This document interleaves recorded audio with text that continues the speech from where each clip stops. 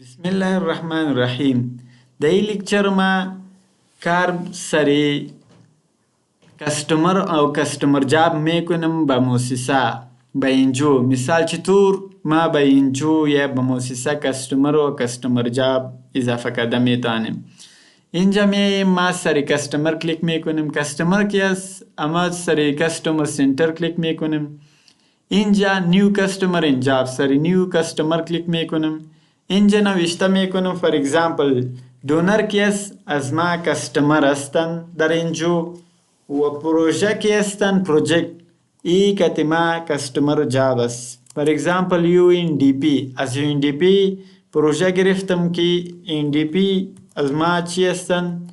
دونر هستند. اینجا شما انفارمیشن یا معلومات اضافه نوشته کرده میتونیم. سری اوکی کلیک میزنم.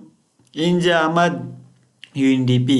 ما از اینجا میتونم که پروژه یا جاب برش اضافه کنم. سری اد کلیک کرده میتونم یا از اینجا نیو اد جاب سری اد جاب که کلیک کردم از اینجا ما چی کستمر انتخاب کرده میتونیم. UNDP از ما دونر است. اینجا چی شده؟ انتخاب شد.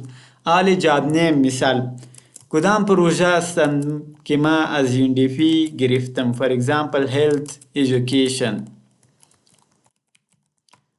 این یک پروژه ما از UNDP گرفتم. اینجا برش نام دادم هیلث ایژوکیشن. این انفارمیشن که شما که در UNDP سیف میکردین این خودش میین. باز میم با جاب انفارمیشن. اینجا توضیح جاب دیسکریپشن شما نوشته کرده میتونین. اینجا قسم جاب که است چطور هستن نوشته کرده میتونین. اینجا که هستن ای در پندینگ هستن یا شما گرفتین یا در حال جریان هستن یا کلوز شدن یا ایوار نشدن. ای شما انتخاب کرده میتونین. پروژه حالت هستن حالت پروژه. اینجا که هستن start date پروژه شما در کدام تاریخ آغاز شدن اینجا نوشته کرده میتونین. فور اگزامپل ما ای را سلیکت کردم. اینجا که است projected end date هستن. مثال در کدام تاریخ شما پروژه خلاص میشن. اپراکسیمیتلی مثالی تخمینی هستن. میتونین اینجا فور اگزامپل مارچ 31 که هستن ای را انتخاب کردین.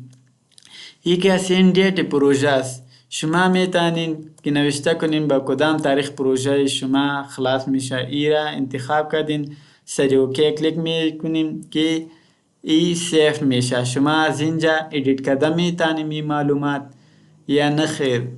ای که هستن دونر UNDP است و پروژه که هستن هیلث هستن.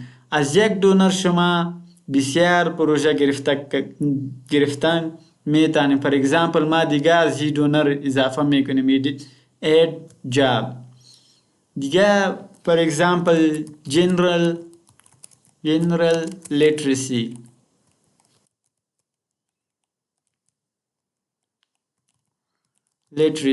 بنامی یک پروژه از دونر گرفتم از UNDP. اینجا شما چه که پروژه که از یک دونر گرفتین شما اد کرده میتونین.